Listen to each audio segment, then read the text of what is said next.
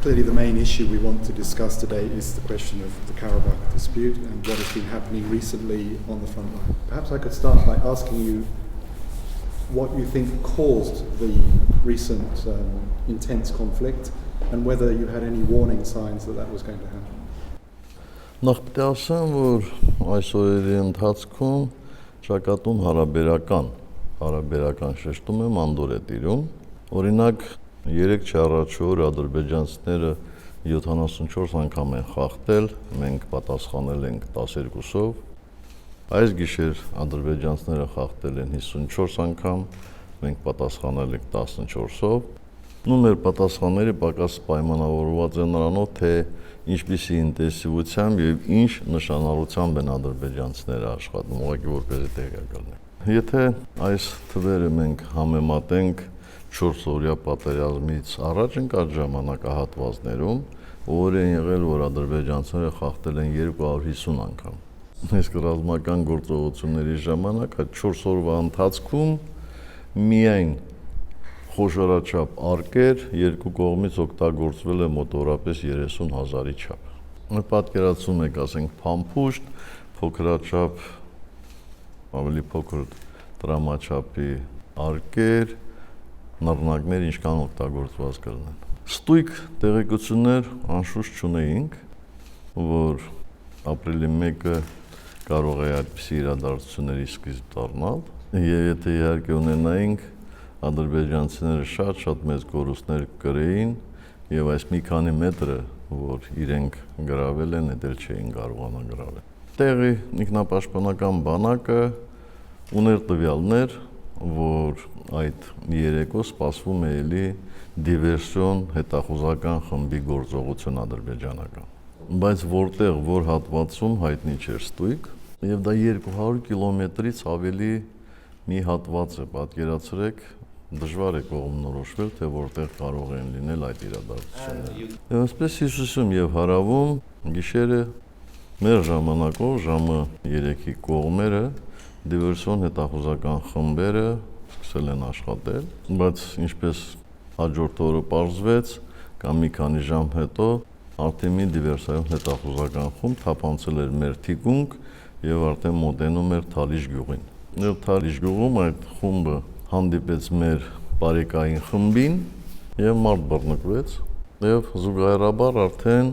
նաեւ առաջին գծում ադրբեջանցիները սկսեցին հարձակվել։ Սա էր տեղի ունեցել մարտերի ընթացքում անշուշտ կոնկրետ հյուսիսային մեր ստորաբաժանումը չկարողացավ ամբողջովին առաջին օրը անցնել պաշտպանության, որտեղ պատկերացրեք այդ փոքրիկ հատվածում ինչպիսի հրետակոծություն էր տեղի ունենում եւ ոչ միայն հրետակոծությունը ուղղված էր առաջին դիրքերին, այլ նաեւ թիկունքին մեր զորքերի մշտական տեղակայման վայրին, քաղաքացիական բնակչությանը եւ անհրաժեշտություն կար պատասխանել այդ մարդկանց։ Եվ արդեն մի քանի ժամ անց առավոտյան 6:30-ին այդպիսի հարձակումներ սկսվեցին ճակատի ողջ երկայնքով։ Մեծականակ հրետանու, տանկերի, անօդաչու սարքերի, ուղղաթիռների կիրառմամբ։ Բայց արդեն պաշտպանության բանակը հասցրել էր անցնել պաշտպանության եւ որևէ տեղ ադրբեջանցիները որևէ հաջողություն չունեցան։ Ակնհայտ էր իրենց նպատակը ընդհանրապես մեծ հաշվով մաքսիմալ իրենց ծրագիրը զինված ճանապարհով Լեռնային Ղարաբաղի խնդրի լուծումն էր։ Այսինքն դիվերսիոն հետախուզական խմբերի օգնությամբ եւ անմիջական ճակատում գտնվող զինվորների օգնությամբ պաշտպանության ինչ-որ մի հատվածում ճեղք առաջացնել, այնուհետև այդ ճեղքով ռեզերվներ մտցնելով ծավալվել եւ հասնել առավելագույն հատվածին, որին կարող էին հասնել։ Եվ ուլտիմատում ներկայացնել։ Նվազագույն ծրագիրը իհարկե որևէ տեղ հասնել մեծ հաջողության, խորանալ մի քանի տասնյակ կիլոմետր, երևի շրջափակել մեր ստորաբաժանումներից մի քանիսը քաղաքացիական բնակչության մեծ վնաս մեզ պատճառել եւ այն ժամանակ մենք իրենց մտածելակերպով երևի կդիմեինք տարբեր ատյանների, տարբեր մարդկանց, դաշնակիցների եւ կխնդրեինք ադրբեջանցիները խնդրել կանգնեցնել գործողությունները ռազմական։ Բայց ինչպես ցույց տվեցին իրադարձությունները, ադրբեջանցիների պլանները ամբողջովին ձախողվեցին եւ մենք ունեցանք այն վիճակը, որ այսօր ունենք։ Իհարկե իմ ասածները փաստացի որևէ քարտեզ չունեմ ադրբեջանցիներից արգրաված, որ այդ ամբողջ պլանը մշակված լինի, գրած լինի եւ այլն եւ այլն։ Բայց որոշ հանգամանքներ, փաստացի նյութեր հենց խոսում են այն մասին, ինչ ես ձեզ ասեցի։ Օրինակ, ոչնչացված ուղղաթիռից Պաշտպանության բանակի մարտիկները հանել են օդաչուների քարտեզները, որտեղ շատ հստակ նշված են նշանակետերը, որոնք պետք է խոցեին այդ օդաչուները, այդ ուղղաթիռը, եւ դա գտնվում է բավականին խորքում մեր պաշտպանության։ Երկրորդ օրը, երրորդ օրը գործողությունների ադրբեջանական որոշ լրատվամիջոցներ, որ մենք գիտենք, որ կազմակերպության ազդեցության տակ էին, տպագրում էին նյութեր, իբր Թալիշը իրենց մոտ է, իբր իրենց զինվորները Թալիշում են, իբր իրենց զինվորները Ֆիզուլիում են եւ այլն։ Սրանք բնակավայրեր են, որ Թալիշի միգուցե, բայց Ֆիզուլին ճակատից շատ մոտ չեն։ Այդ մասին են խոսում Պաշտպանության նախարարության պաշտոնական հայտարարությունները, որ իրենք արդեն գրավել են մի քանի բնակավայրեր եւ իրենց զորքեր առաջ են շարժում հաջողությամբ։ Այսինքն մի տեսակ իմ կարծիքով կտրվել էր կապը լրատվամիջոցների կառավարողի ու նաեւ զորքերի կառավարողի միջեւ։ Իսկ նախնական պլանը երևի ծանոթ էր երկուսին։ So, when the fighting ended, was any territory conceded in the end? It was very confusing as to whether all of the territory was reclaimed or whether some small area had been left in Azerbaijani hands. Ակնհայտ էր արդեն 4-րդ օրը, երբ որ հրադադար հաստատվեց, որ ադրբեջանցիները որոշակի հաջողություն ունեցել են մեր ճակատի պաշտպանության բանակի ճակատի հյուսիսում եւ հարավում։ Նրանք շատ փոքր հատվածներ են, իրենցից որևէ այսպես նշանակություն չունեն, ստրատեգիական որևէ նշանակություն չունեն եւ շատ հնարավոր էր, որ պաշտպանության բանակի մարտիկները յետ գրավեին նաեւ այդ դիրքերը, բայց լրացուցիչ կորուստներից խուսափելու համար նրանք այդ քայլին չգնացին։ I think it's accurate to describe those 4 days as a war. You would agree that that was war and not heightened aggression of one side or the other. How did it happen that the ceasefire was agreed? Russia was very active. Was it Russian intervention that ensured that the war didn't continue? Իրոք այդ 4 օրը ես չեմ համարում հրադադարի ռեժիմի խախտում, այլ համարում եմ 4-օրյա պատերազմ, որովհետև հրադադարի խախտում կարելի է համարել այն դեպքը, երբ որ կրակոցներ են հնչում, մեկ կամ մի քանի հատ, երբ որ օգտագործվում են նախկինում կիրառված զենքերը եւ այլն։ Այսպես 4 օրվա ընթացքում կիրառվեցին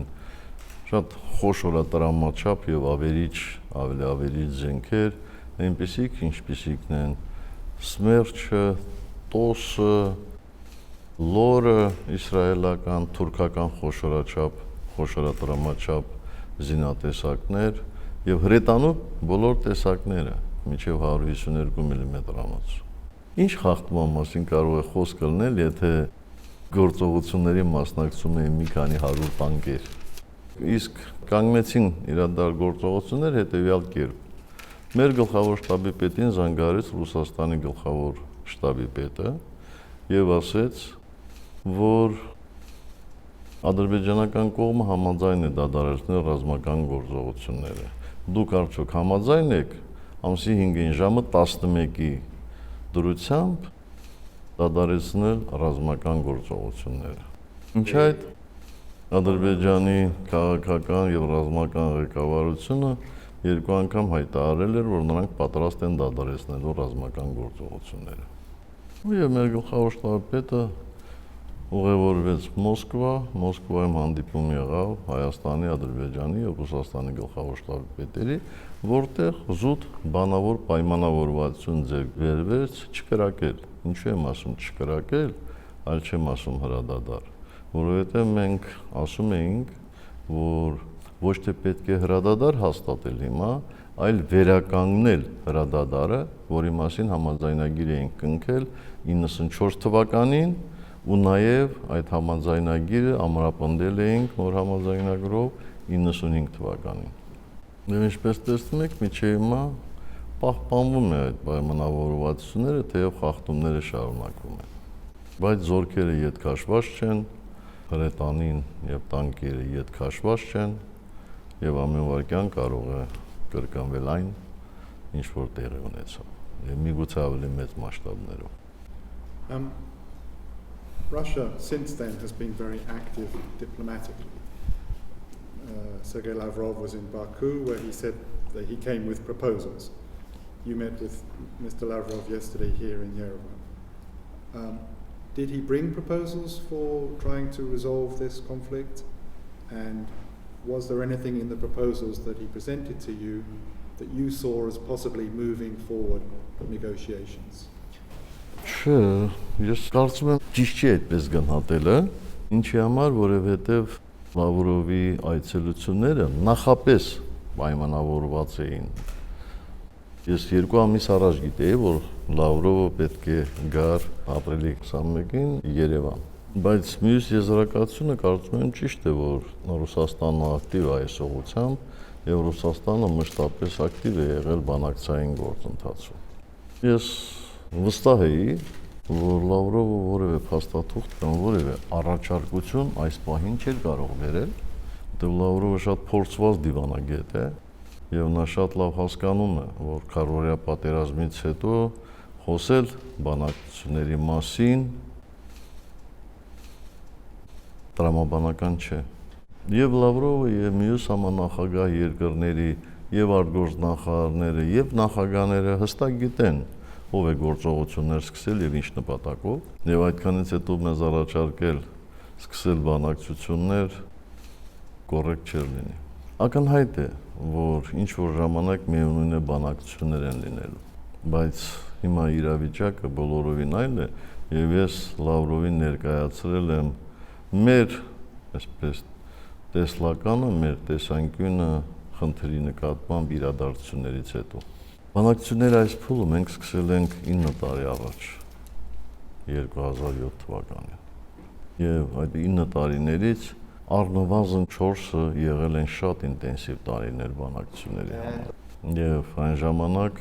ակտիվ ներգրավվածություն է ունեցել նաև Ռուսաստանի նախագահը, այսօրվա վարչապետը Դմիտրի Մեդվեդևը։ Եվ բազմաթիվ անգամներ շատերին թվում էր, թե մենք մոտ ենք արդեն փաստաթուղթ ստորագրելուն։ Իսկ 2011 թվականին Կազանի հանդիպումից առաջ գրեթե բոլորը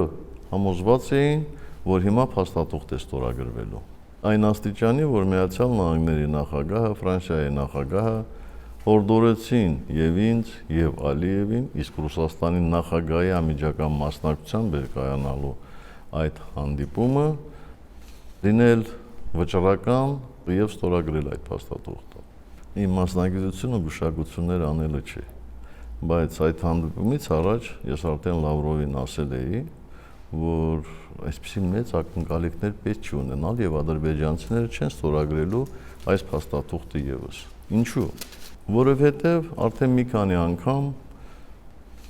նույն Լավրովի այլ միջնորդների կարծիքով փաստաթուղթը գրեթե պատրաստ էր, բայց ամեն անգամ Ադրբեջանը հրաժարվում էր։ Մեր անձնական հանդիպումների ժամանակ Ալիևի հետ ես արդեն տեսնում էի, որ ինքը հակված է խնդիր այլ ճանապարհով լուծելու։ Եվ դա արդեն իմ համոզմունքն էր դարձել։ Եվ սա եթե ետ նայենք, տեսնենք, որ դա արդեն այն ժամանակն էր, որ Ադրբեջանը սկսել էր հարստանալ կամաց-կամաց եւ արդեն խոսում էր մեծ ռազմական բյուջեների մասին։ Այսինքն այս իրադարձությունները սպասելի էին։ Եվ սրա մասին մենք բազմաթիվ անգամներ, տարիներ շարունակ խոսում էինք, ասում էինք, դիմում էինք համանախագահներին, դիմում էինք միջնորդ երկրների ղեկավարներին, որ տեսեք, հասունանում է գործողությունները, ժամանակն է վստահության միջոցառումներ ձեռնարկել, ժամանակն է վերահսկողություն իրականացնել, վերջը ժամանակն է հասցեական հայտարարություն անել, թե ով է խախտում հրադադարի կանոնները։ Can I ask then, There have been many reports in Russian newspapers that part of Lavrov's proposals now involves some Armenian withdrawal from Azeri territory around Nagorno-Karabakh and Russian peacekeepers to maintain some sort of peace there rather than Azerbaijani forces coming in immediately. Is that in any way acceptable to Armenia and has that ever been discussed? Այդպես չի, բայց ես հասկանում եմ դուք ինչ եք ասում, եւ դա որոշակի հիմքեր ուներ, բայց անկեղծ պետք է ասեմ, որ գոնե այսպես ասեմ, որ կոռեկտ չի, այն լրագրողները, ովքեր աշխատում էին այդ հոդվածների վրա, նրանք շատ լավ չէին պատկերացնում իրավիճակը եւ քիչ տեղեկություններ ունեին։ Դրա համար մի տեսակ այսպես շիլաշփոթ էր իրենց ասած անհասկանալի։ Ես որ ասում էի հիմք կար, ինչը նկատի ունեի։ Իրոք մադրիդյան սկզբունքները ենթադրում էին հետևյալ պատկերը։ Իսկ Կազանի փաստաթուղթը մադրիդյան սկզբունքների վրա արած փաստաթուղթ էր, արդեն շատ ավելի ծավալուն։ Այն ենթադրում էր Ադրբեջանի կողմից Լեռնային Ղարաբաղի ժողովրդի ինքնորոշման իրավունքի ճանաչումը ազատ կամարտահայտության միջոցով եւ ասված էր, որ այդ ազատ կամարտահայտությունը անպայման պետք է ունենա իրավաբանական ուժ եւ այսպես մանրամասներ որոշակի։ Բայց ժամկետ նշված չէր, թե երբ պետք է տեղ ունենա այդ ազատ կամարտահայտությունը։ Եվ Լեռնային Ղարաբաղի ժողովուրդը ստանում էր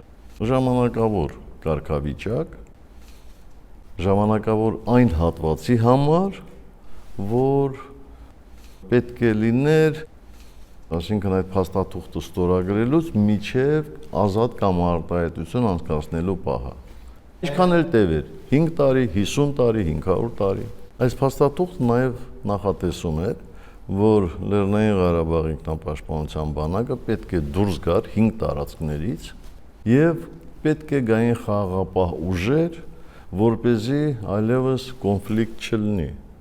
Բայց խաղաղապահ ուժերը պետք է տեղակայվեին ոչ թե այդ ազատագրված ողջ տարածքում,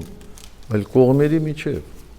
Իսկ ազատված տարածքներ պետք է վերադառնար ադրբեջանական բնակչությունը։ Սա էր, երևի ինչ լսել են, չեն տեսել փաստաթուղթը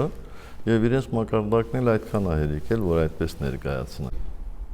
But to be clear, do you see any role for Russian peacekeepers now in the current situation to reduce tensions, to prevent any escalations, even if there are no immediate possibilities of talks? Գիտեք, ես այդպիսի հնարավորություն չեմ տեսնում, եթե բանակցություններ չկան, ռուսական զորքը ինչպես պետք է հայտնվի Ղարաբաղում, կամ Ղարաբաղի եւ Ադրբեջանի զորքերի միջև։ Ես այսպես եմ կարծում, որ ռուսական զորքը այստեղ կարող է հայտնվել կողմերից մեկի հրավերով, առնվազն։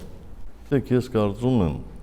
որ ճիշտ կլինի պատասխանեմ նաև ձեր չտված հարցին, որովհետև այդպիսի հարցեր միշտ օդում այսպես ոնց որ ներկա են լինում։ Եվ իմ խորին համոզմունքն է, որ Ռուսաստանին ձեռնտու չի լայնամասշտաբ ռազմական գործողություններ այս տարածաշրջանում։ Եվ մեզ էլ, մեր շահերից էլ չի բխում, որ մեր տարածաշրջանում այստեղ լայնամասշտաբ ռազմական գործողություններ լինեն, անկախ արդյունքներից։ Մենք փոքր երկիր ենք եւ մենք կարող ենք շատ անդառնալի կորուստներ ունենալ։ Մենք պարտավոր ենք ռազմական գործողություններ վարել, կռվել միայն այն դեպքում, երբ պարտադրված ենք, երբ այլ ելք չկա։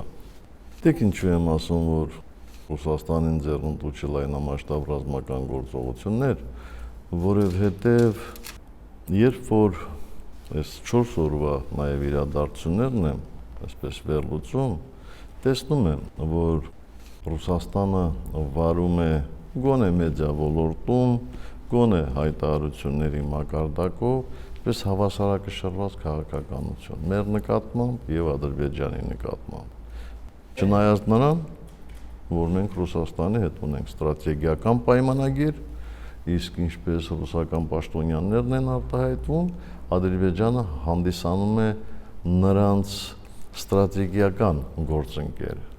Մենք դա ստրատեգիական դաշնակից, Ադրբեջանը ստրատեգիական գործընկեր։ Այսպես նրանք պահպանում են հավասարակշռությունը եւ Հայաստանում կա որոշակի դժգոհություն հասարակական եւ Ադրբեջանում կա որոշակի դժգոհություն հասարակական, բայց եթե նրանք կողմ դառան, երկու երկրներից մեկում դժգոհությունը շատ ավելի մեծ է լինելու։ Իսկ դա նրանց պետք չէ։ So, do you see any prospects for resolving this in the nearest future? Is there any hope for negotiations, or is it going to go back to some sort of frozen, low-level, unresolvable problem from the international point of view? Հենց եւ Լավրովին եւ համանախագահներին, երբ որ մի քանի օր առաջ այստեղ էին, ես դա էի ասում։ Ի վերջո, իհարկե, խնդիրը պետք է լուծվի բանակցային ճանապարհով։ Բայց որպեսզի սկսվեն այդ բանակցությունները, անհրաժեշտ է, որպեսզի նախ համանախագահները վստահության որոշակի միջոցառումներ անցկացնեն, հաջորդ անհրաժեշտ է, որ նրանք հանձնառություն ստանձնեն, որ այդ վստահության միջոցառումները, հետաքննության մեխանիզմները տեսնելուց հետո նրանք հասցեական հայտարարություններ կանեն, թե ով խախտեց ուրեմն հրադադարի պայմանագիրը, եւ երրորդ մենք երաշխիքներ պետք է ունենանք, որ այլևս այսպիսի խախտումներ չեն լինելու։ Հակառակ բանակայում անիմաստ են բանակցությունները, մենք բանակցություններ սկսենք այնտեղ, զինվորականները այստեղ պատերազմ։ Որտեղ եք այդպիսի բան տեսել։